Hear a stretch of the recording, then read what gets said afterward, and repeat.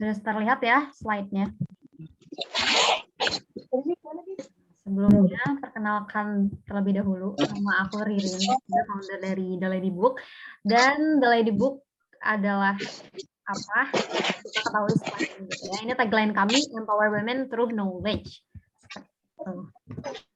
Nah, mungkin teman bertanya gitu ya, why lady gitu? Kenapa harus The Lady Book? Kenapa lady gitu? Why? Asik pertanyaan dari teman-teman. Ada satu kutipan yang selalu saya ingat gitu ya. Kebetulan sempat baca buku-bukunya Buya Hamka dan beliau pernah bilang bahwa jika perempuan yang baik, baiklah negara, dan jika mereka bobrok, bobrok pulalah negara. Mereka adalah tiang dan biasanya tiang rumah tidak begitu kelihatan. Namun jika memastikan dong periksa tiangnya, tandanya tianglah yang lapuk. Jadi menganalogikan bahwa perempuan itu seperti tiang rumah gitu, betapa signifikannya peran kita tuh di masyarakat gitu ya, bahwa kalau misalnya kita rusak tuh ya rusak gitu peradaban tuh gitu. Ini biar kita paham posisi kita tuh di masyarakat itu seperti apa gitu, ternyata sesignifikan itu. Ini kayaknya masih ada suaranya bunyi-bunyi deh. Siapa ya? Bisa di tuh kayak masih ada yang ngomong. Kok nggak bisa? Kanisa bisa di sama aku bisa deh. Bila bisa di mute, oke. Nah, mantap ya. Nah, akan lanjut ya. Terus perempuan itu ibarat bumi, dari bumi tumbuh buah-buahan, pepohonan, dan berbagai sumber kehidupan. Dari rahim perempuan juga lahir kehidupan. Dari pemikiran cerdasnya lahirlah generasi unggul. Dan ada satu quote lagi yang aku ingat juga, aku lupa sih siapa ya yang apa namanya menyebutkannya.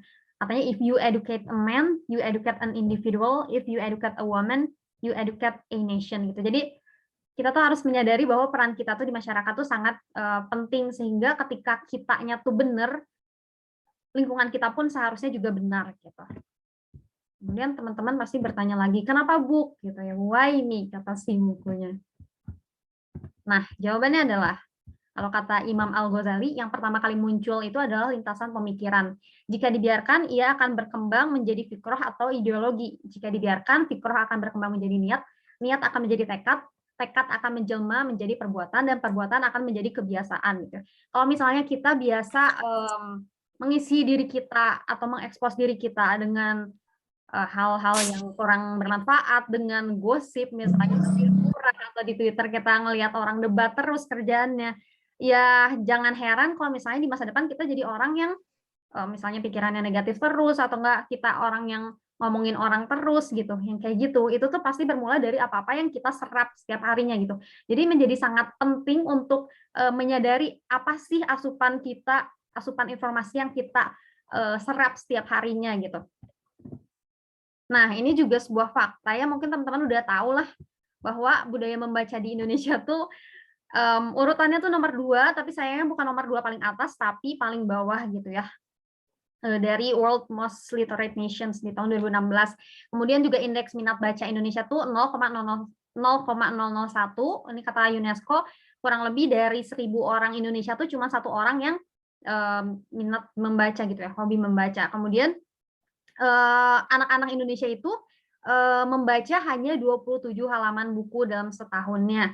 Ini mungkin kita bisa refleksi sendiri aja gitu ya. Dalam setahun tuh kita tamat berapa buku sih? Atau jangan setahun, kita dalam sebulan aja kita namatin berapa buku atau berapa halaman sih, itu kita berkaca aja sama diri sendiri gitu ya. Kalau misalnya kita masih sedikit, ya berarti mungkin benar kan si fakta itu gitu.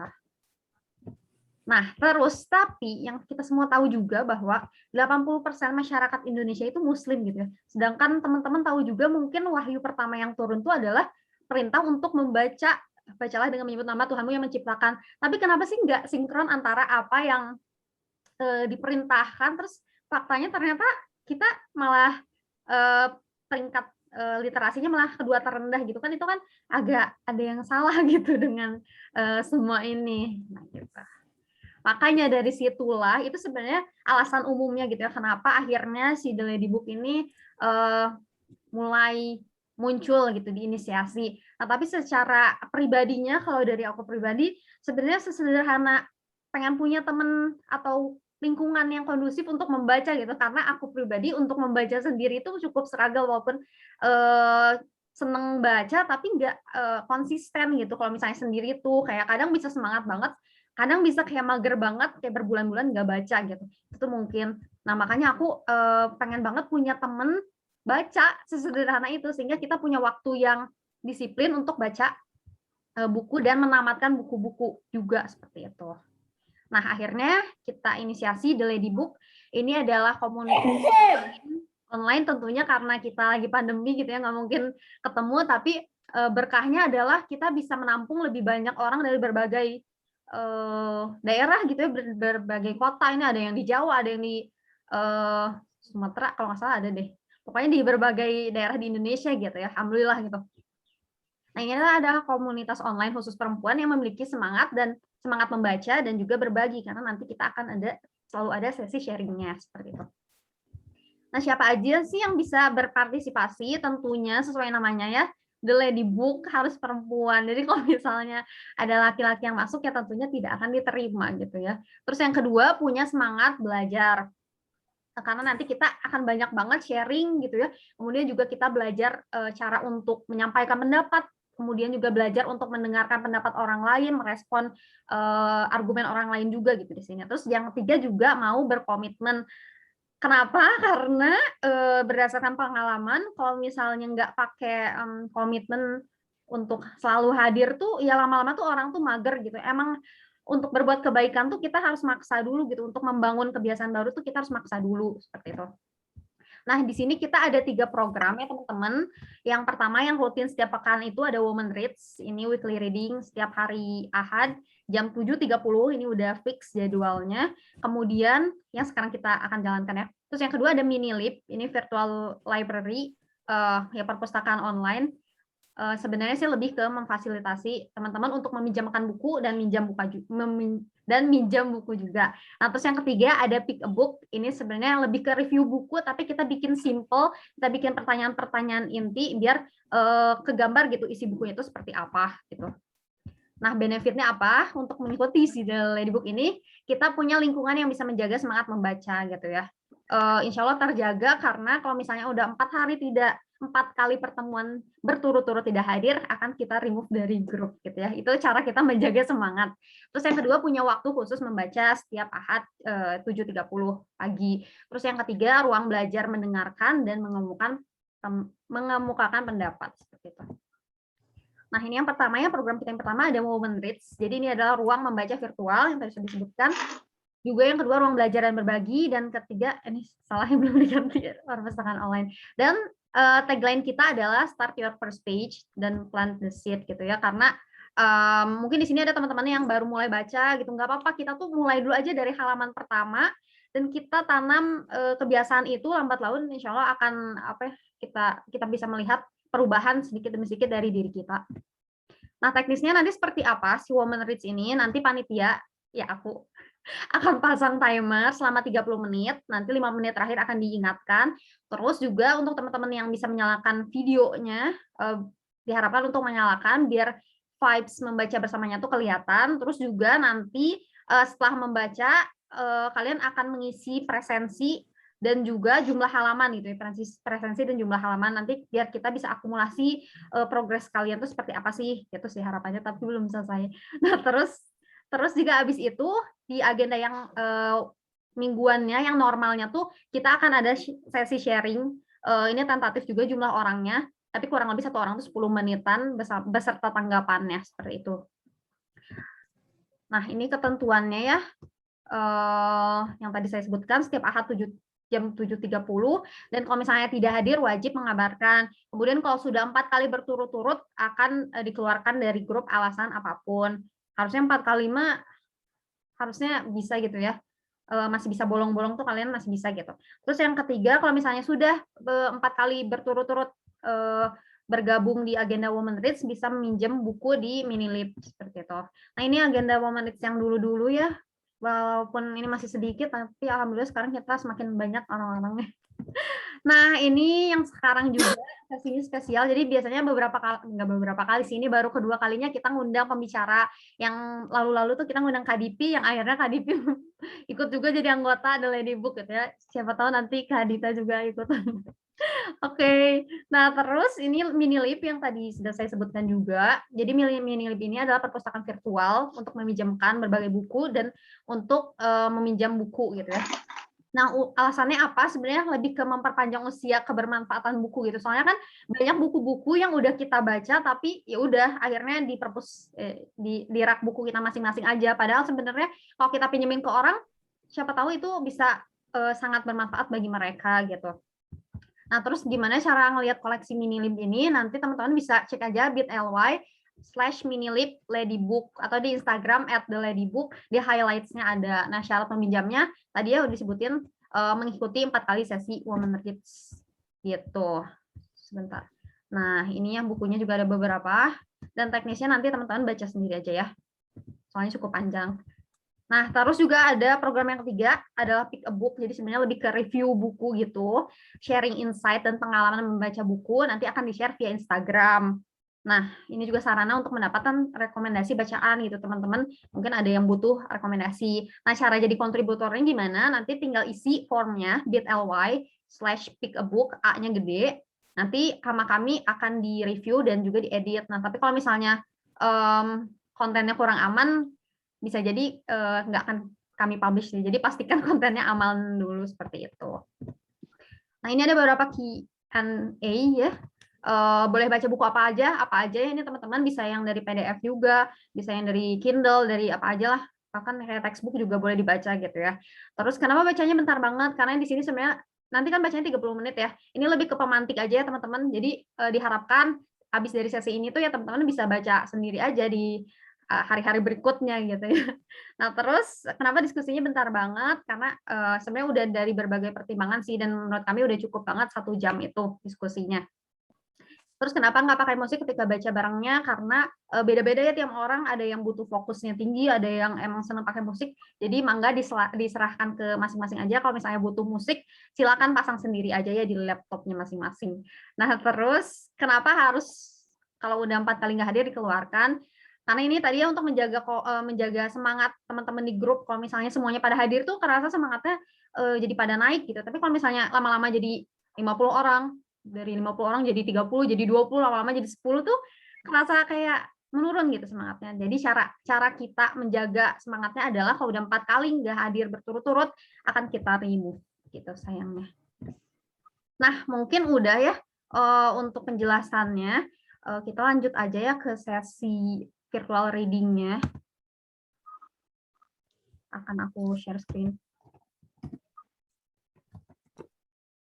Kita akan membaca selama 30 menit ya, teman-teman. Silahkan disiapkan bukunya dan luruskan juga niatnya ya. Semoga apa yang kita baca hari ini bisa bermanfaat dan juga bisa kita amalkan gitu ya. Harapannya sih seperti itu. Nanti kalau teman-teman ada pertanyaan bisa silahkan ditanyakan setelah agenda ini aja ya. Sip. Sudah siap ya semuanya? Bismillahirrahmanirrahim. 30 menit dimulai dari sekarang.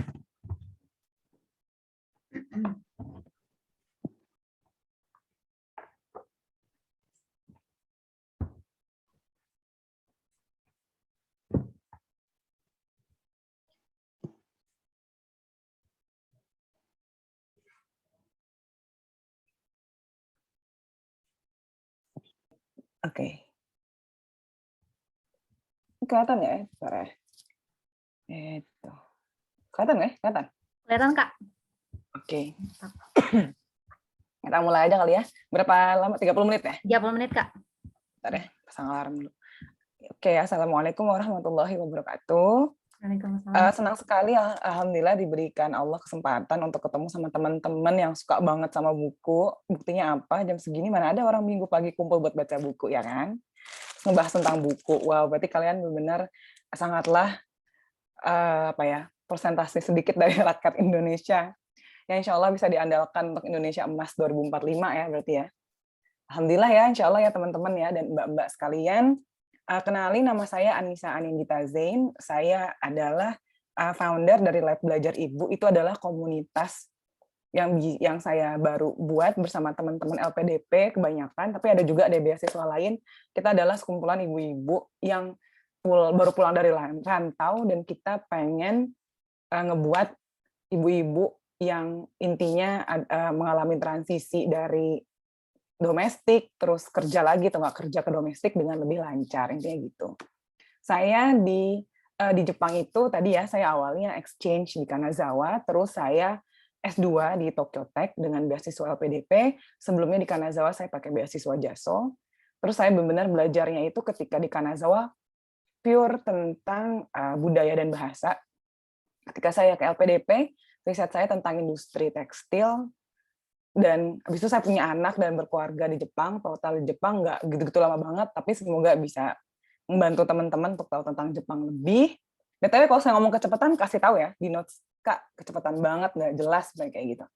Saya 7 tahun di Jepang, sangat suka dengan budayanya, jadi semoga apa yang saya jelasin sekarang itu menambah pengetahuan teman-teman tentang Jepang, dan di satu sisi menambah optimis bahwa sebetulnya Indonesia itu bisa lebih bagus daripada Jepang dengan kondisi kita yang sekarang gitu, yang semangat-semangat ini gitu ya. Udah umur saya ya, gawat banget, ngapain saya tahu umur di situ ya. Intinya saya umur 31. Prestasi terbesar saya di tahun ini adalah saya pulang dari enggak tahun ini ya, 2020. Prestasi umur 30 saya yang terbesar adalah saya akhirnya pulang dari rantau gitu ke Indonesia. Kenapa? Karena nggak semua orang pengen pulang ya sebetulnya. Tapi setelah saya pikir-pikir, di Indonesia itu banyak banget yang bisa dilakuin, banyak banget yang bisa dibenahi secara langsung dan nggak langsung, dan bisa ketemu lebih banyak orang lagi. Salah satunya ini nih, kalau saya nggak pulang ke Indonesia, mungkin saya nggak tahu nih ada komunitas ini, terus saya diajak ngobrol. Jadi saya makasih banget. Jadi semoga kita bisa belajar bareng-bareng ya hari ini ya. Kita mulai aja kali ya. Kalau misalnya ada yang mau tanya tentang saya atau nggak studi di Jepang, mungkin saya bisa bantu, nanti bisa DM langsung. Begitu. Oke. Kita bahas yuk pertama. Kalau kebanyakan teks nggak apa-apa ya, saya buatnya antara sadar nggak sadar nih buat presentasinya. Jadi semoga bisa diambil ya, yang bagusnya ya. Karakter apa yang kira-kira, karakter orang Jepang apa yang menopang bagusnya minat baca gitu ya. Satu, menurut saya tuh orang Jepang itu punya mental bahwa mereka tuh harus punya hobi gitu. Hobi itu adalah yang dilakuin di luar akademik dan pekerjaan dan dunia profesional mereka. Kenapa? Karena mereka ngerasa bahwa harus ada skill yang dikembangin yang membuat mereka nggak stres, melupakan stres di tempat kerja ataupun di pendidikan mereka. Oleh karena itu salah satunya yang dilakuin adalah dengan membaca buku gitu. Jadi kayak mereka punya penyaluran stres. Dan selain baca buku tuh apa? Banyak, misalnya dari TK ya, sebetulnya orang Jepang itu dari TK anak-anaknya udah dialirin, kayak sudah diminta untuk punya skill tertentu, misalnya musik atau enggak olahraga, itu umum banget dari TK loh, itu umum banget. Nah, membaca adalah salah satu hobi yang dipilih itu dari mereka. Lalu orang Jepang itu punya sifat mottainai atau enggak muda ya, muda itu kayak mubazir, mereka itu menghindari hal-hal yang enggak efektif gitu. Contohnya misalnya gini, salah satunya berhubungan dengan baca. Kalau mereka punya waktu commute dari tempat kerja mereka dari rumah ke tempat kerja mereka itu misalnya pakai kereta 25 menit. Hal apa sih mereka lakuin biar mereka nggak bengong aja gitu. Dan mereka bukan tipe orang yang ngobrol. Ya, mereka tuh bukan tipe orang yang, kalau orang Indonesia mah enak ya, misalnya sampingan di kereta tuh kita bisa jadi temenan gitu kan. Misalnya kita ngobrol selama commuting gitu ya, kita bisa ngobrol 25 menit. Tapi itu bukan tipe orang Jepang gitu. Orang Jepang itu kan lebih privat ya. Jadi mereka berpikir gimana caranya dalam waktu mereka pergi itu mereka enggak terkikis efektivitasnya. Ya jadinya mereka entah baca buku, entah main game gitu. Tapi kebanyakan sih mereka baca apapun gitu ya. Begitu sih kalau aku ngeliatnya di kereta ya. Terus ternyata memang orang Jepang tuh udah begitu. Aku nggak tahu ya, karena aku pengen ngomong, udah genetiknya kali mereka kayak gitu ya. Tapi belum ada penelitian yang ngomong kayak gitu. Dan tapi ada paper yang bilang bahwa, ada riset yang bilang bahwa emang orang Jepang itu udah gitu dari zaman Meiji gini.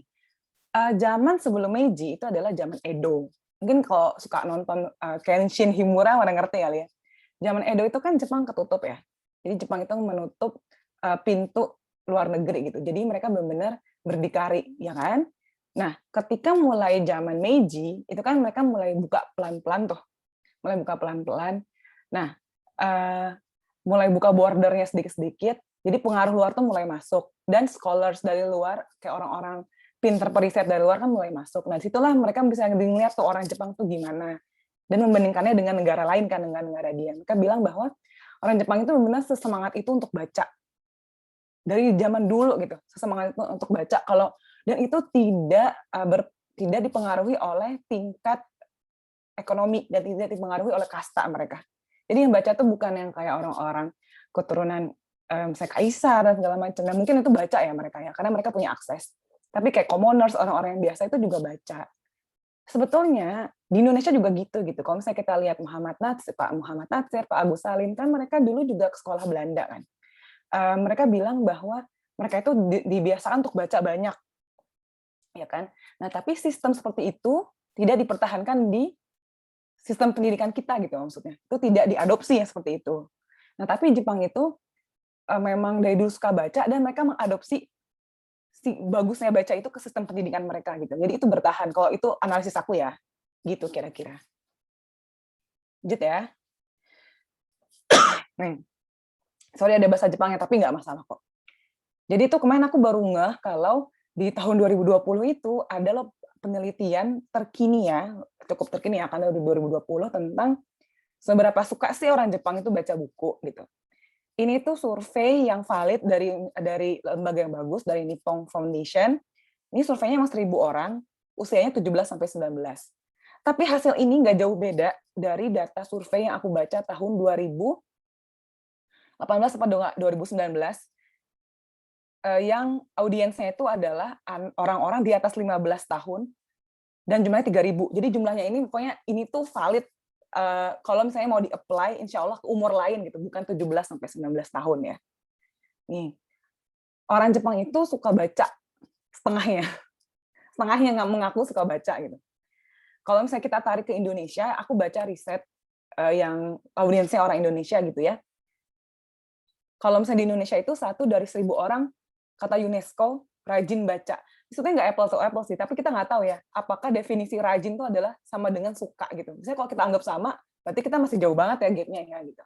Tapi kalau misalnya orang-orang yang kayak di Ladybook, ini kayaknya enggak sih pada rajin baca semuanya gitu ya. Nah, kenapa orang Jepang tuh ditanya, kenapa mereka suka baca? Ya emang suka aja gitu. Saya suka baca buku.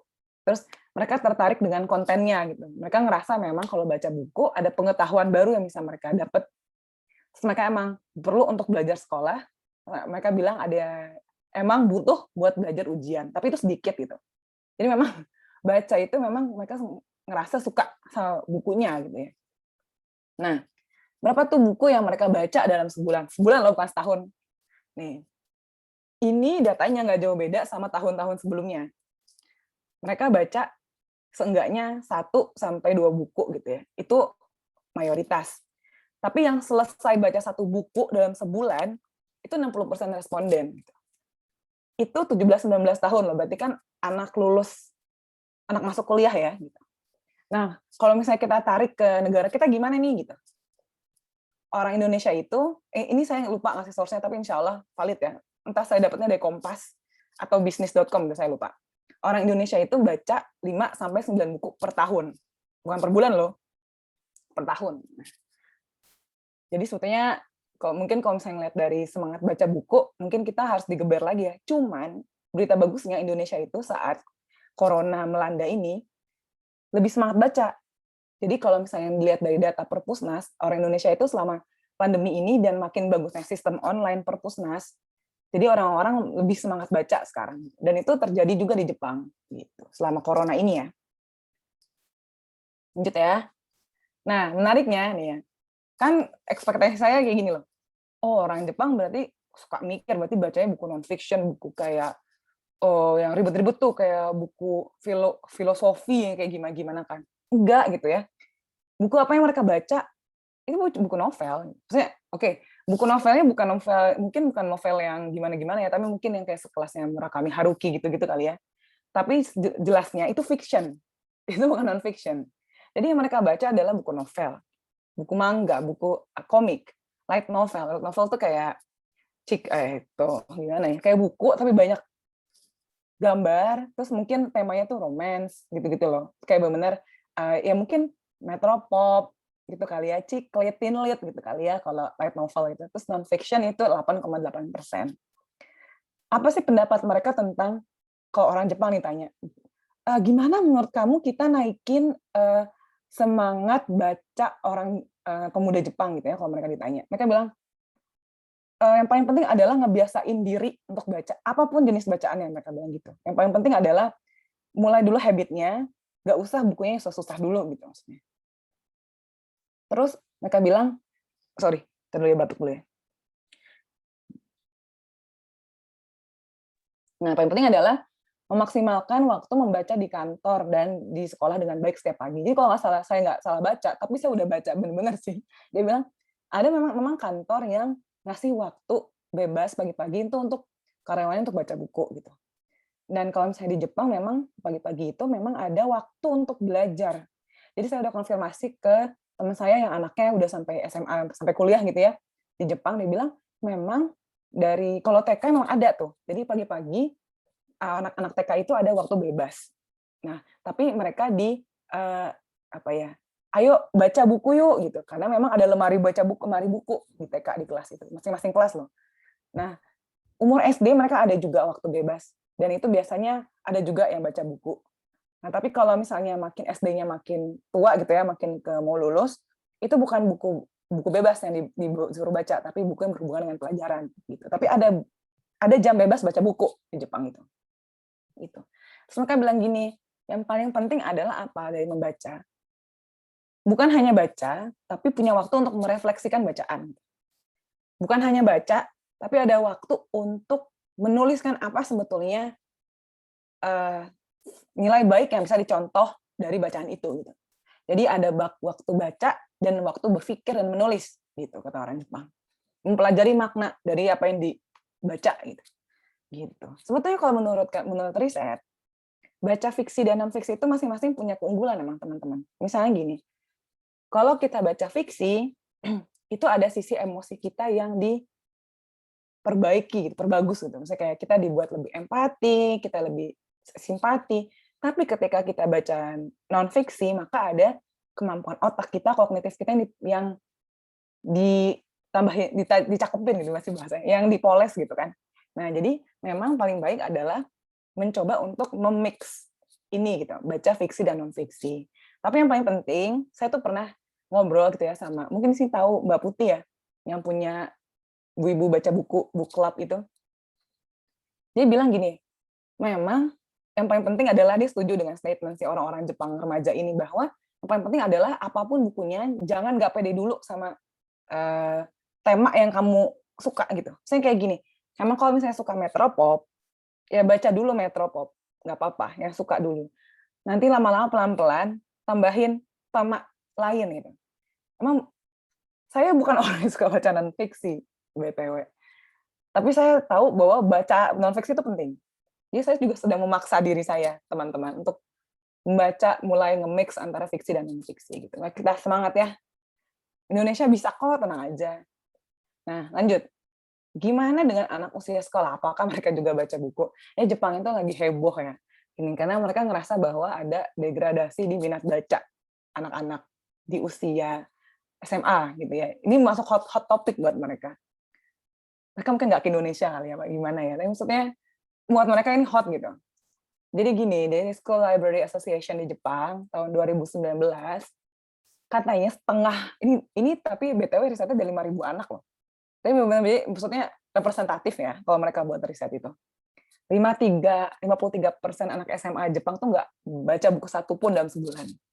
Itu beda sama anak SMP dan anak SD-nya. Kenapa mereka nggak baca buku? Jadi kalau misalnya kata psikolog anak di Jepang gitu ya, saya baca. Karena memang pen-triggernya tuh nggak ada makin kita tua.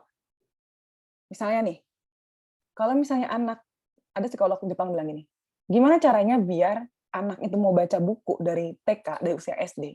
Itu adalah dengan ibu atau ibu bapaknya itu menunjukkan bahwa membaca buku adalah hal yang menyenangkan, bareng-bareng loh, bukan anak suruh baca sendiri dong, bareng-bareng baca buku, bareng-bareng ke perpustakaan, bareng-bareng ke toko buku, gitu kan ya. Nah, makanya kalau misalnya apa yang dikatakan oleh psikolog di Jepang itu sangat selaras dengan hasil sekarang, hasil riset tentang kenapa anak SMA itu nggak baca buku dalam sebulan di Jepang setengahnya. Mereka bilang bahwa emang nyaman trigger itu kurang kata si anak-anak SMA ini. Kenapa? Satu, keluarga itu makin jarang ngajak mereka beli buku dan ke perpus gitu. Terus di rumah itu nggak ada sektor nggak dikasih buku gitu loh. Kalau misalnya anak TK mungkin kan ibu-ibunya banyak gitu ya, buku apa gitu ya buat stimulus apa gitu, pasti banyak gitu kalau TK SD. Tapi kalau misalnya makin SMA mungkin dipikirnya orang tua, oh anak ini bisa lah nyari buku sendiri gitu ya. Tapi ternyata memang disediain buku itu penting sampai tingkat pendidikan SMA pun gitu. Kalau berdasarkan si penelitian ini ya, begitu. Kalau misalnya di Indonesia kira-kira gimana teman-teman SMA-nya dan di SMA kan ya? Gimana kalau misalnya teman-teman masih suka diajak ibu nggak ke Gramedia gitu? Kalau mungkin sekarang ada perpusnas ya, mungkin kalau kita yang udah jadi orang tua ataupun belum jadi orang tua, ya ini bisa dipersiapkan bahwa memang untuk anak membaca itu butuh di-trigger oleh orang tua. Gitu ya. Nah, orang Jepang suka baca koran nggak? Nah, ini menarik ya. Kenapa? Karena orang Jepangnya itu kan korannya ada 2 kadang-kadang. Saya kadang-kadang bingung. Heboh banget ya orang Jepang ya, koran pagi dan koran sore. Jadi kayak nggak mau ketinggalan informasi gitu loh. Dia harus ada koran pagi dan koran sore. Nah, orang Jepang itu terkenal sebagai pembaca koran banget ya. Jadi di tahun 2010 ini cukup lampau sih ya.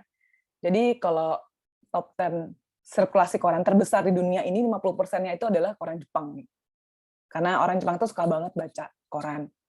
Kenapa? Alasannya kalau saya baca-baca itu pertama karena mereka merasa malu kalau ada pengetahuan umum yang mereka nggak tahu gitu. Ketika ditanya orang mereka nggak tahu tuh mereka malu. Terus karena mereka tuh merasa harus nge-subscribe subscribe tuh kayak mesen koran bulanan itu langsung ke rumah mereka. Jadi mungkin jadi banyak yang dipesan gitu. Kenapa? Karena kalau misalnya mereka mungkin membaca koran di tempat umum atau enggak mereka minjem dari siapa gitu ya di tempat umum dan baca di situ gitu.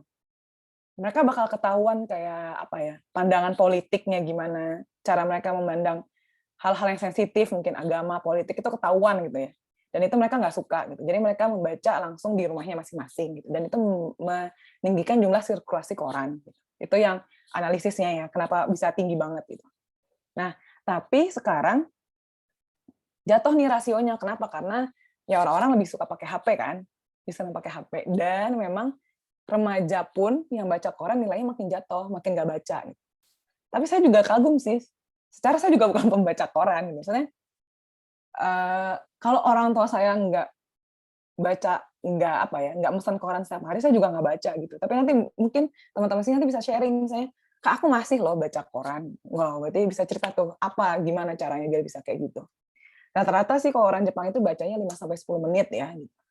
Nah kalau di Indonesia gimana? Kalau Indonesia itu data 2016, cukup valid lah ya 5 tahun lah ya, bahwa hanya 9% remaja generasi Z yang baca koran. Ya mungkin Twitter kali ya, lebih cepet ya, lebih seru lagi ternyata banyak gitu kan, bahasanya lebih ngepop gitu, mungkin kayak gitu juga. Nah, kita ngebahas di Jepang tuh anak baca buku sejak kapan sih gitu ya, kalau misalnya penasaran. Dari bayi, mungkin dari kandungan kali ya, nggak tahu juga sih kalau di kandungan kan nggak pernah ketemu. Cuma kalau misalnya sejak bayi anak-anak itu, anak-anak Jepang itu punya jidokang. Jidokang tuh apa di sini? Balai warga, tapi jangan bayangin kayak kosong melompong gitu. Enggak, di jidokangnya itu kayak di atas, kayak di gambar di kanan ini ya.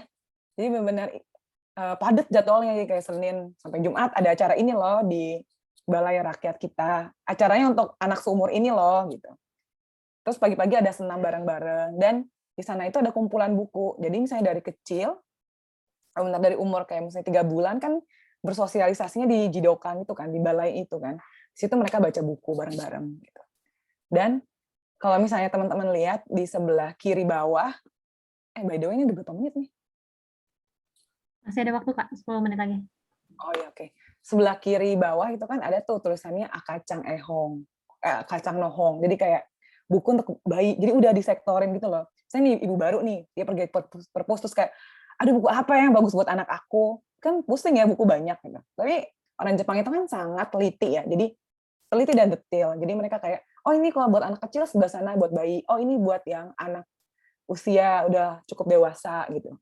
Jadi kayak mempermudah ibu-ibu baru gitu untuk mendapatkan buku terbaik buat anak-anaknya.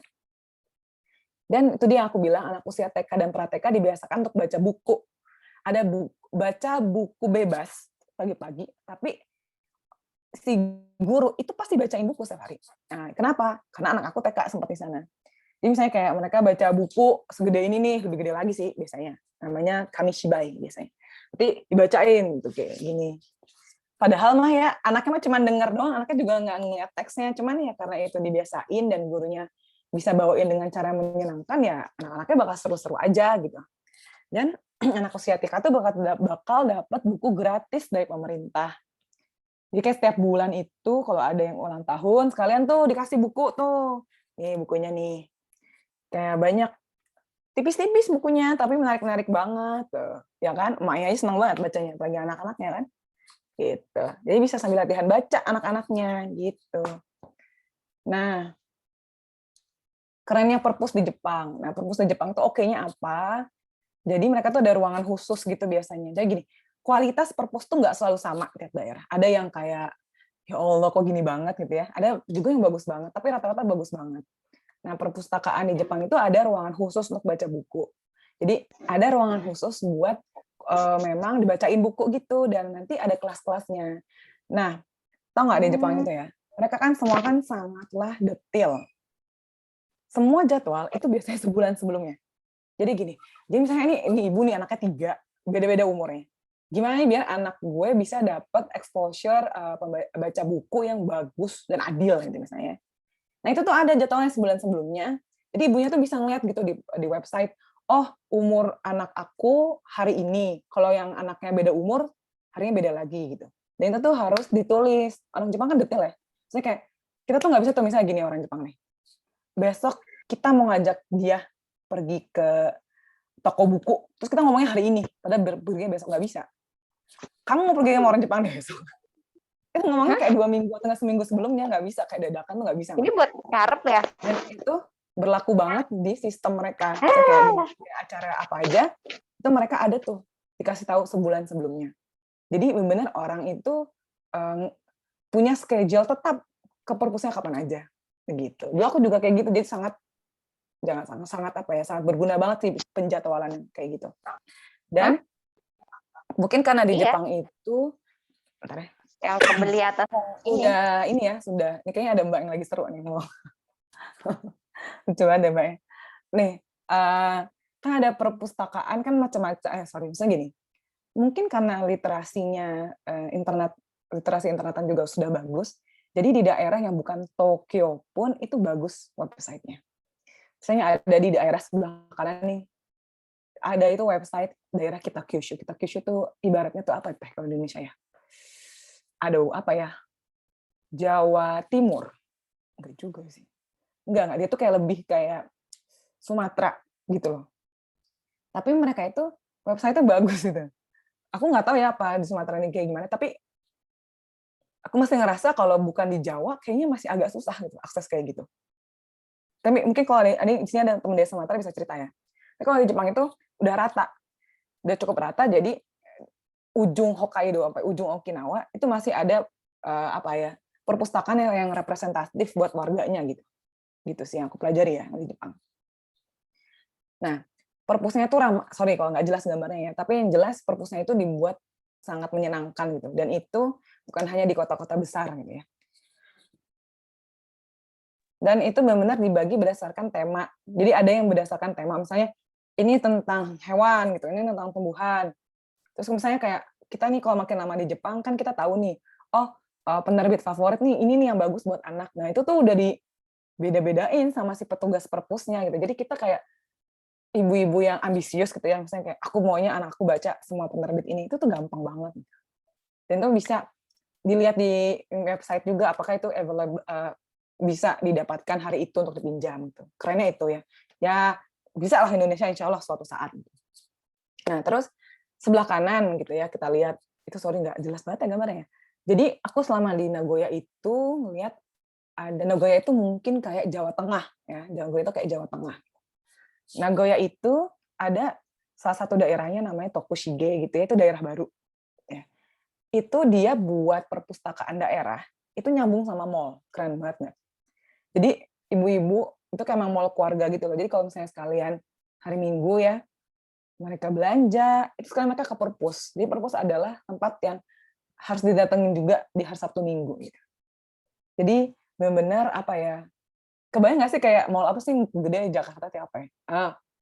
Mall Indonesia, Plaza Indonesia nyambung ke perpus pusat, itu kan keren banget nggak sih kalau kayak gitu? Kayak kita bisa belanja, terus bisa juga pinjem buku gitu, dan tersambung semuanya. Itu keren banget kan? Ya semoga suatu saat ya Indonesia bisa kayak gitu insya Allah. Lanjutnya, nah budaya buku dan baca menarik. Gitu ya. Berapa menit lagi sih? Ngop ya, kok aku kepanjangan ternyata ngomongnya. Nah, aku tuh baru nyadar banget kalau misalnya di Jepang itu ngasih hadiah anak atau enggak ngasih hadiah lomba berupa kartu untuk beli buku atau enggak kartu yang buat beli barang-barang toko buku tuh hal yang lumrah gitu loh. Jadi toko buku itu ngasih namanya Toshokado nih kayak sebelah kiri, paling kiri. Ini nanti kartunya yang lucu-lucu ini itu tuh bisa digantiin buat beli buku kebanyakan, atau nggak beli puzzle, atau nggak beli apa barang-barang yang ada di toko buku gitu. Nah, itu tuh umum banget kalau misalnya anak-anak adain lomba, misalnya kayak nih kita ngadain lomba, itu hadiahnya itu biasa. Jadi anak-anak tuh kayak ngerasa, oh toko buku tuh tempat yang menyenangkan ya, bisa nukerin kartu lucu buat beli buku gitu. Jadi kayak dibuat semuanya tuh cute aja gitu kalau di Jepang, yang berhubungan dengan buku ya. Terus yang tengah, mungkin teman-teman udah pernah tahu ya, kalau di Jepang itu ada budaya namanya tachiyomi, jadi kayak baca buku sambil berdiri karena emang dibolehin. Jadi ada beberapa buku sampel yang dibuka supaya orang itu ngerasa apa ya, tahu apa sih yang bakal mereka beli gitu. Jadi kayak memang ada satu buku yang dibiarin terbuka gitu buat dibaca. Nah, jadi menariknya, jadi kalau misalnya kata artikel nih, dia bilang bahwa untuk buku-buku kayak buku manga gitu ya, buku komik, justru kalau dibuka, dikasih sampelnya, itu penjualan mereka naik. Jadi kayak mungkin orang tahu bahwa bukunya itu, oh menarik ya dari awal sampai akhir, oh gue nggak nyesel nih kalau gue beli ini gitu. Jadi justru dengan membuka buku satu sampel dan membiarkan orang baca berlama-lama, itu menaikkan penjualan untuk komik ya. Tapi kalau buku-buku lain saya nggak tahu. Gitu. Jadi itu ada strategi penjualan untuk membiarkan orang baca dari awal sampai akhir. Nah terus yang ngena sama aku ya ketika di Jepang adalah mereka tuh promosi novel tuh sama hebohnya kayak promosi drama atau nggak film. Waktu itu saya ingat banget tahun 2015 ada buku yang hits judulnya itu Hibana. Buku itu tuh saya tuh kira itu drama atau enggak saya kira tuh kayak film apa gitu ya. Ternyata enggak, itu tuh kayak buku yang menang Grand Prix buku apa gitu di Jepang. Dan itu tuh ya di mana-mana ada iklannya. Sampai saya orang asing aja jadi tertarik gitu loh. Oh, ini buku apa ya? Kok orang-orang segitunya? Ada pengumumannya di kereta, ada pengumumannya di stasiun, seolah-olah itu adalah suatu kemenangan besar bisa menang penghargaan buku. Seperti layaknya kayak ada di negara itu yang menang Oscar gitu. Dan kalau misalnya mereka mau promosi buku baru, itu sama kayak menariknya kayak mereka promosi ada drama baru atau film baru. Di Indonesia pernah nggak kayak gitu? Kayak kecuali si writer-nya, si penulisnya itu yang heboh, itu kayak enggak deh. Enggak ada ya. Saya kayak pengumuman kayak misalnya di angkot gitu loh, atau enggak di bis, Transjakarta, itu kan kita belum sampai level kayak gitu ya. Suatu saat, insya Allah. Gitu. Nah, terakhir itu misalnya, gimana caranya meningkatkan anak itu makin suka sama perpus. Kalau contoh di kota Nagoya itu adalah, misalnya anak-anak nih lagi musim, sekarang kan mereka habis selesai liburan musim panas. Ini mereka disuruh tuh. Nah, jadi mereka disuruh tuh buat kayak nulis, mereka dikasih rekomendasi buku yang dibaca selama liburan musim panas. Lalu mereka suruh nulis apa intisari dari apa yang mereka baca. Ini anak SD loh. kelas 4 sampai kelas 5 lah gitu. Nanti kalau misalnya mereka menyelesaikan rangkuman buku, mereka tuh dapat hadiahnya apa? Mereka itu bisa ngelihat sehari-hari kira-kira pustakawan atau enggak orang yang kerja di perpustakaan tuh ngapain aja ya gitu. Nanti mereka bisa tuh nyobain sehari itu, oh aku mau jadi kasir, kok kasir sih? Petugas perpus yang ngebip bip bip gitu kalau dia minjem buku misalnya. Oh, terus aku bisa ngelihat, oh cara nyortir buku gini ya, oh aku bisa buat hadiah untuk orang yang datang ke perpustakaan bareng-bareng sama ibu bapak pustakawan pustakawati misalnya kayak gitu. Banyak sih misalnya hal yang menarik ya di Jepang gitu ya, yang insya Allah bisa banget kita contoh suatu saat, karena lihatlah ada 50 orang, 50 orang nih, 50 orang yang di sini gitu ya, masih tertarik banget tentang dunia baca dan literasi gitu. Itu sih kira-kira dari aku, semoga ada hal bermanfaat yang bisa diambil. Assalamualaikum warahmatullahi wabarakatuh. Waalaikumsalam warahmatullahi wabarakatuh. Terima kasih banyak Kak Dita, sharingnya luar biasa banget ya. Langsung semangat banget nih, kayak memang sepertinya kalau Jepang tuh selain memang latar belakangnya mereka dari sejarahnya memang sudah punya minat baca yang tinggi, kemudian juga mentalnya juga harus punya hobi, terus juga punya sifat yang menghindari hal-hal yang sia-sia atau yang tidak bermanfaat, terus juga mungkin pemerintahnya juga sangat mendukung dari segi fasilitasnya juga tersedia gitu. Jadi luar biasa banget ya, banyak pelajaran banget yang bisa kita petik dari budaya Jepang ini ya terkait budaya membacanya. Nah, langsung aja kita ke sesi tanya jawab. Teman-teman yang punya pertanyaan atau hal yang mau di-sharing. Please jangan susah-susah. Enggak deh, enggak. Kalau aku bingung ntar aku tanya yang lebih jago. Tenang aja. Iya, kita sharing aja sistemnya. Teman-teman mangga kalau misalnya ada yang mau dikepoi terkait budaya membaca di Jepang, boleh banget langsung raise hand atau enggak di kolom chat juga boleh ya. Mangga teman-teman. Oh, udah langsung ada ya. Mbak Dianisti, silakan, waktu dan tempatnya persilakan. Assalamualaikum pagi kita. Waalaikumsalam. Ya, saya Saras Kak, saya dari Klaten, Jawa Tengah. Mau tanya Kak, kalau di Jepang harga bukunya gimana Kak? Apa buat orang-orang awam atau yang menengah ke bawah tuh masih terjangkau gitu, atau emang murah banget gitu Kak? Pertanyaan menarik ya. Kan karena waktu itu kan aku mau pulang ke Indonesia, jadi aku mikirnya aku harus beli buku kan. Jadi harganya itu sekitar, kalau buku kayak gini nih, ini 1.300 yen. Itu berarti kira-kira 160.000 ya. Nah, gini, orang Jepang itu, aku nanya ya, dia bilang orang Jepang itu jarang beli buku. Karena ada di perpus. Ada di perpus. Iya bener juga. Perpusnya itu lengkap, sampai mereka ngerasa, ya ngapain beli buku juga gitu kan. Nah, kalau misalnya buat di TK pun mereka ada kayak ibu-ibu yang volunteer untuk ngebuka perpus gitu. Dan kerenan ya, ibu-ibu itu misalnya dalam sebulan, mereka tuh bisa nulis buku apa yang menurut mereka penting untuk anak mereka baca. Dan itu mereka bisa apply itu ke daerah, misalnya kayak sekolah ini saya minta buku ini gitu. Dan itu ada dananya gitu maksudnya. Itu keren. Ya mungkin dari TK sendiri juga ada dana untuk itu gitu.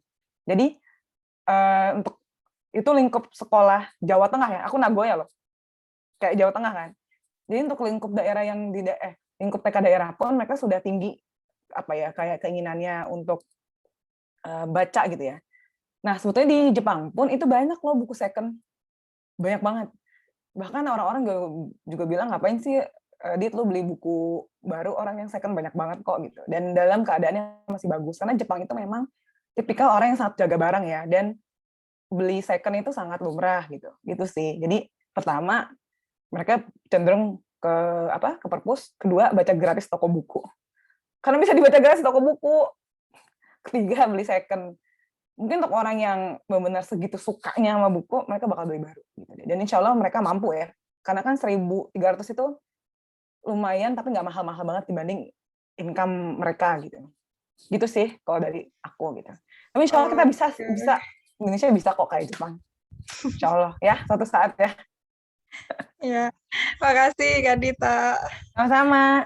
Terima kasih Kak Dita, terima kasih Saras pertanyaannya. Berikutnya ada pertanyaan lagi dari Vina. Vina mau nanya, Vin?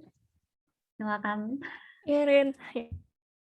Halo Kak, perkenalin aku Vina, sekarang tinggal di Oh, Bekasi. Maaf ya Kak, aku nggak ini on cam, saya lagi error kalau misalnya pakai on cam.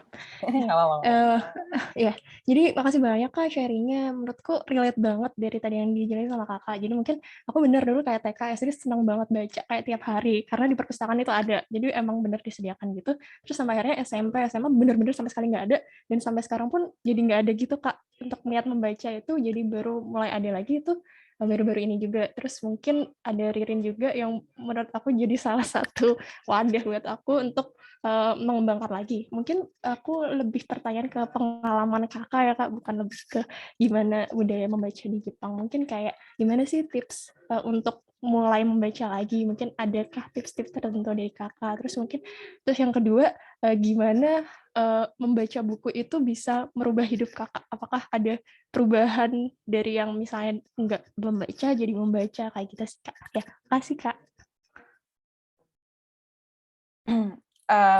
BTW, saya tuh bukan orang yang bacaannya tuh kayak yang apa ya, yang berat-berat gitu loh. Jadi saya tuh kayak mikir, saya tuh bisa dibilang orang yang suka baca buku nggak ya gitu. Karena saya tuh bacanya tuh yang novel-novel gitu loh. Saya itu tumbuh dengan ngebaca novel kayak misalnya Asma Nadia, Helvitiana Rosa, Mutmainnah, Afifa Afra. Saya tuh baca Anida gitu-gitu loh. Saya tuh benar-benar tumbuh dengan membaca novel kayak gitu. Tapi saya tuh saya stop baca novel itu ketika saya sudah masuk jenjang S2. Kenapa? Hidupku udah ribet sama paper. Aku ngerasa kayak, gue juga baca paper nih, ini kan juga buku, juga bacaan. Jelimet banget gitu kan ya. Kayak saya tuh agak kehilangan joy, kayak kesenangan dari membaca buku fiksi gitu loh maksudnya. Terus sampai akhirnya saya ada di masa bahwa saya transisi dari ibu student gitu ya ke ibu domestik. Di situ saya kayak punya waktu yang cukup luang, saya mikir bahwa sebetulnya baca fiksi itu benar-benar memperkaya banyak hal sih Mbak. Kalau misalnya pertanyaan itu pertama apa sih? Kok jadi aku mana-mana? Pertama itu Ini Kak tips mulai tips membaca biar buku lagi. mulai baca lagi ya. Iya. Nah, jadi kalau misalnya aku tuh mulai menseriuskan baca buku lagi tuh sekarang ketika aku pulang ke Indonesia. Karena gini, pas lagi di Jepang itu, yang aku baca itu ya buku-buku riset aku, ya kayak benar-benar buku non fiksi semuanya gitu loh. Itu tuh aku kurang enjoy, kayaknya aku baca itu sebetulnya karena butuh riset, suka, tapi bukan yang kayak abis baca itu kayak pikiran tuh kebuka gitu loh, kayak pikiran tuh kayak, aku merasa lebih segar nggak kayak gitu, jujur-jujuran aja ya gitu. Nah, aku tuh ngerasa emang aku tuh sukanya fiksi gitu, dan tidak perlu malu soal itu gitu. Aku tuh kadang-kadang suka ngerasa kayak, gue kalau dibenturin sama orang yang filsuf, ini gue kacang banget nih kalau ngobrol gitu. Tapi nggak kayak gitu juga, karena percaya deh, kita tuh dari bacaan apapun sebetulnya kita bisa dapat ilmu tertentu gitu, dan pengetahuan satu orang dengan yang lain tuh khas dan bisa saling mengkomplement gitu. Itu adalah hal yang saya pelajari ketika saya makin tua gitu ya. Akhirnya tuh saya tuh gini pokoknya, orang itu sebenarnya punya waktu. Cuma gini, gimana caranya kamu mau mengganti waktu Netflix kamu dengan baca buku, itu doang. Gimana kamu mengganti waktu tidur kamu dengan baca buku, itu doang sebetulnya. Kalau misalnya itu matters buat kamu, tuh kamu pasti akan usahain gitu loh. Kayak kamu nyari jodoh, kamu pasti mau nulis proposal taruh sebagus mungkin, saya kayak gitu. Kamu pasti untuk nulis itu, kamu entah riset dulu, entah apa, karena itu berarti banget buat kamu. Ya kamu buat aja baca tuh kayak gitu. Itu nggak mudah. Kalau aku akhirnya, pun aku juga ini kok, kayak aku harus, ya ini kan lebay sama juga ibu-ibu ya, pokoknya harus baca buku seenggaknya misalnya 2 sebulan non fiksi, dan aku harus mau ngeluarin duit buat beli itu gitu ya. Ya berarti ada duit jajan aku yang aku relain, kayak gitu sih. Saya kayak memaksa diri. Menurut aku emang kebiasaan tuh harus dipaksa awal-awalnya, apalagi kayak kebiasaan yang baik ya. Jadi kalau misalnya memang kamu harus, kalau aku harusnya orang yang bertarget. Kalau misalnya memang mau bertarget, ya udah 1 bulan aku 2 buku gitu. Nanti lama-lama baca lagi, tambahin lagi. Karena aku lagi mau membiasakan baca non fiksi juga, aku ngasih target juga. Targetnya tuh malu-maluin tuh, maaf aja ya. Misalnya kalau non fiksi gue 5 lembar deh. Tapi biar aja orang nggak usah tahu. Jadi nggak usah diposting. Kalau aku sih nggak usah aku posting di Instastory. Maksudnya gini, kalau misalnya kamu tipe orang yang termotivasi karena ngeposting, kamu ngeposting aja. Misalnya 1/60, nih gue ngepost nih, gue udah baca nih. Gitu. Jadi kan orang kan kayak nanya dong, itu bukunya apa? Oh, kalau gue baca nggak bener, gue nggak bisa jelasin nih. Gitu. Jadi gue baca bener nih. Gitu. Jadi ya kira-kira aja analisis aja kamu orang kayak gimana. Kalau aku orangnya harus bertarget, harus ditulis di rencana harian bahwa aku harus baca. Gitu. Terus apakah, kayaknya ada yang nanya gini nih, apakah buku itu mempengaruhi kehidupan ya? Iya nggak sih? Iya tadi life changing, Iya. perubahan. Iya benar Kak. Apakah ada buku yang life changing buat aku gitu? Mungkin Atau lebih ke, ya itu bisa Kak, atau mungkin kayak perubahan dengan membaca buku itu jadi kayak lebih terbuka atau seperti apa oh Kak, iya gitu dengan dong, tidak sis. membaca buku kayak gitu Oh sih. iya jelas sis, apalagi buku-buku jelas ya, misalnya kayak buku parenting, misalnya kayak aku baca buku parenting, jadi kayak tahu oh kalau misalnya kalau ngedidik anak ada sisi yang seperti ini, walaupun aku nggak benar-benar aplikasikan plek-plek gitu ya dari si buku itu. Kalau misalnya dari buku non fiksi, kalau aku tuh jadi ngeliat kayak budaya negara lain sih. Jadi kayak gini, tanpa kita harus datang ke daerah itu, kita tahu daerah itu tuh kayak gitu budayanya, dan itu ngebuka pikiran kita bahwa di dunia ini tuh luas gitu. Allah ngasih tipikal orang beragam gitu sih. Itu sih yang buat aku ngerasa yang bagus dari baca buku tuh, kalau untuk orang aku yang suka budaya, bahwa memang tiap negara itu punya budaya yang berbeda, dan itu mempengaruhi misalnya kayak cara si penulis-penulis dialog segala macam. Misalnya kalau orang Jepang itu sangatlah nggak langsung kalau nulis dialog saya kayak gitu. Oh berarti orang Jepang tuh kayak gini ya. Itulah yang memupuk aku juga pengen ke Jepang, karena aku tuh dari dulu misalnya kayak ya baca komik tentang Jepang, terus kayak baca novel Islami tentang Jepang yang dibuat sama Helvitiana Rosa. Di situ ada cowok Jepang ganteng misalnya gitu ya.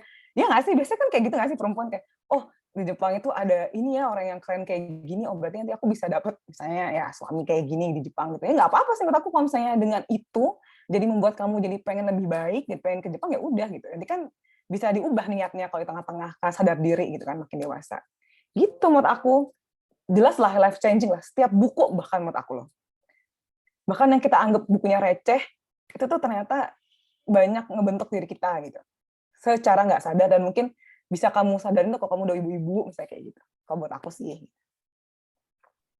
Ya oke, Kamu kasih banyak buat tips-tips dan sharingnya. Ya ampun, semoga ada gunanya ya. Aku takut Iya. ngomongnya kemana-mana deh. Makasih ya. Bener, ya, iya Kak, makasih. Terima kasih Vina pertanyaannya. Terima kasih Kak Dita. Berikutnya ada pertanyaan lagi ya dari Kak Anda. Mangga Kak Anda. Kayaknya bakal nyambung sama fiksi-fiksian nih. Iya, sebelumnya terima kasih untuk Mbak Dita udah ngasih banyak informasi ya mengenai jadi oh begitu di Jepang ya, juga ada gambaran. Mungkin ini waktu itu Kak, saya tuh pernah nonton film Sayonara Boku Tachina Yoichen. Mohon maaf kalau pelafalannya salah. Jadi tentang anak TK nih Kak. Ya, lalu mereka itu udah kenal kayak lukisan-lukisan Van Gogh gitu. Mereka bilang kan Goho ya kalau nggak salah di film itu tuh. Terus juga beberapa film juga. Jadi sejak TK tuh anak-anak TK tuh udah kenal The Little Prince, buku The Little Prince yang seperti itu. Kalau saya aja baca The Little Prince itu waktu, mungkin kalau teman-teman yang sekarang udah, mungkin saya aja nih, Mas, saya juga baca tuh waktu kelas 1 SMA, karena saya tahu buku itu tuh di tingkat SMA gitu. Nah, apakah memang di Jepang itu pendidikan dininya, apakah memang sastra itu menjadi bagian penting gitu dari bagian dari sistem pendidikan dini di Jepang gitu Kak? Mungkin itu mau saya tanyakan. Makasih. Makasih ya. Kalau misalnya untuk ini, sebetulnya kalau misalnya aku ngelihat dari anak SD sekitar aku, kalau misalnya anak TK tuh ya, misalnya kayak anak aku dan anak teman-temannya, itu belum ada yang kesentuh sastra sih Mbak, sejujurnya. Tapi mungkin untuk daerah tertentu, mungkin yang TK-nya swasta, atau enggak yang TK di Tokyo gitu, swasta, kan ada ya yang memang dia lebih, secara kualitas mungkin lebih bagus gitu ya. Kalau aku tuh dulu kayak anakku tuh TK pinggir itu loh Mbak, bukan TK yang kota utama gitu loh. Jadi kalau misalnya untuk TK yang utama, yang mungkin swasta, itu mungkin lebih cepat dapat informasi kayak gitu, dapat rekomendasi buku kayak gitu ya. Kalau buat di SD, sejujurnya, aku kalau misalnya aku ngobrol sama anak-anak SD ini ya, mereka belum dikasih bacaan sastra setahu aku. Tapi nanti aku tanyain lagi ya. Kalau yang aku pahami sih justru pas lagi kayak mungkin SMA ya. SMA atau enggak kuliah, mereka dikasih kayak misalnya daftar buku yang sebaiknya dibaca. Misalnya kayak yang semi sastra kan, misalnya kayak Murakami Haruki, terus kayak Junichiro Tanizaki yang kayak gitu-gitu, itu udah mulai diperkenalkan gitu. Tapi kalau misalnya usia SD, TK itu mungkin TK anak yang ini kali ya, Atau hanya karena film aja kali ya, Kak? Iya kali ya. Tapi jujur sih kalau misalnya aku ngelihat TK teman anak aku gitu ya, dan teman-temannya tuh belum yang kayak gitu sih. Mungkin kalau daerah yang bagus, mungkin bisa kayak gitu. Tapi by the way soal sastra, atau aku tanya lagi ya. Tapi kalau setahu aku gaul sama anak SD sana, mereka nggak baca sastra. Belum bisa aku tanyain. Makasih ya. Aku konfirmasi dulu ya. Terima kasih Kak Anda pertanyaannya. Berikutnya ini ada lagi di chat ya. Teh Dita 7 tahun di Jepang, balik Indonesia mengabdi di mana? Karena penerima LPDP. Gitu. Bangga. Wah, ini yang nanya siapa nih? Anak LPDP juga bukan? Apa mau daftar LPDP, Ibu? Mbak Katika. Mbaknya penerima LPDP bukan? Soalnya cara balas aku tergantung Mbaknya siapa. Mbaknya penerima LPDP bukan? Bukan. Mau daftar? Bukan. Enggak, aku cuman tahu aja LPDP tapi bukan penerima. Iya. Walaupun pengen tapi nggak kesampaian. Nggak apa-apa Mbak, nggak harus LPDP juga. Lebih baik nggak pakai LPDP Mbak, menurut aku. Oh gitu. Beneran. 7 tahun di Jepang, balik mengabdi di mana? Emang kalau misalnya sebetulnya LPDP itu, enaknya LPDP adalah mereka nggak membatasi bahwa lulusan beasiswa LPDP itu harus mengabdi di lembaga gitu ya. Jadi kalau saya nih, kan saya misalnya sambil jualan, terus saya buat komunitas, dan saya jadi ibu rumah tangga, itu nggak dipermasalahkan gitu. Yang penting saya balik Indonesia dulu.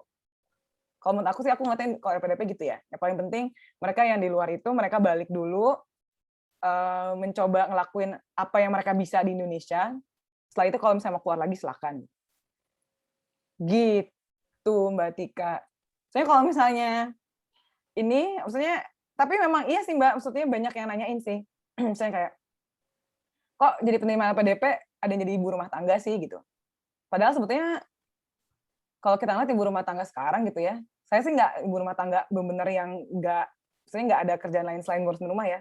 Sebetulnya yang ngurusin rumah pun itu nggak mungkin mereka nggak punya hobi lain gitu loh. Sebetulnya itu mempertajam skill si ibu-ibu itu gitu. Jadi mungkin kalau di sini ada ibu rumah tangga, semoga insya Allah Ibu ya, misalnya kalau ibu rumah tangga terus ibu ngeluangin waktu pagi-pagi jam segini dengan membaca dan berkumpul, berarti ibu-ibu udah keren banget punya rutinitas yang nggak biasa dan sangat memperkaya pikiran ibu. Gitu sih dari aku, Mbak Tika. Oke, thank you Teh, keren banget ih. Mantap, terima kasih. Menginspirasi. Terima kasih Kak Tika sharingnya lagi pertanyaannya. Mungkin karena waktunya juga sudah terbatas ya, kita cukupkan saja untuk sesi Q&A-nya. Dan aku simpulkan sedikit ya, tadi ada hal yang aku senang banget yang disebutkan Kak Dita ya, kutipannya. Katanya orang Jepang itu bukan hanya, kita tuh harus meluangkan bukan hanya untuk membaca, tapi ada waktu untuk merefleksikan bacaan. Waktu baca, waktu berpikir, dan juga menulis untuk mempelajari makna apa yang sebenarnya kita baca. Ini itu menurutku penting banget sih buat kita di sini, pelajaran pentingnya. Jadi jangan baca doang, tapi ada momen untuk refleksinya gitu ya. Itu keren banget, terima kasih Kak Dita. Nah mungkin ya sebelum kita tutup, mari kita foto bareng dulu ya. Sebelum ini kayaknya mau ada yang izin, kita foto bareng dulu dan menunjukkan buku yang tadi dibaca ya. Mangga teman-teman yang bisa on cam, kita on cam dulu. Dan tunjukkan bukunya masing-masing ke kamera. Ini slide-nya ada 3, wow. Kayaknya aku lama nih fotonya. Kita foto bareng dulu ya. Wait.